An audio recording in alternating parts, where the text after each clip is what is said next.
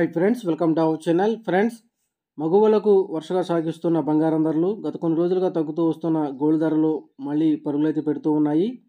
వరుసగా తగ్గిన పుత్తడి ధరలు ఒకసారిగా పెరుగుతూ ఉన్నాయి. పెరిగిన ధరలతో బంగారం కొనేందుకు వెనకడుగు వేస్తూ ఉన్నారు బంగారం ప్రియులు.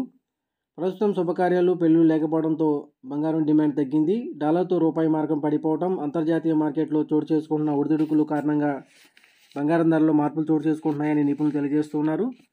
ఇక ఈరోజు రెండు తెలుగు రాష్ట్రాల్లోని ప్రధాన నగరాల్లో బంగారం మరియు వెండి ధరలు ఏ విధంగా ఉన్నాయో తెలుసుకుందాం. అంతకన్నా ముందుగా మా నుంచి మీకు ఒక రిక్వెస్ట్, మా వీడియోని ఇంకా లైక్ చేయకపోతే లైక్ చేయండి.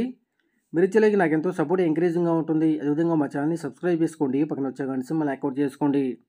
ఫ్రెండ్స్, ఈరోజు రెండు తెలుగు రాష్ట్రాల్లోని ప్రధాన నగరాలైన హైదరాబాద్, విజయవాడ, విశాఖపట్నాల్లో బంగారం మరియు వెండి ధర చూసినట్లయితే 22 క్యారెట్ల 10 గ్రాముల బంగారం 67,650 రూపాయల దశలు అవుతూ ఉండగా 22 క్యారెట్ల గ్రామ్ బంగారం 6,765 రూపాయల దశలు అవుతుంది.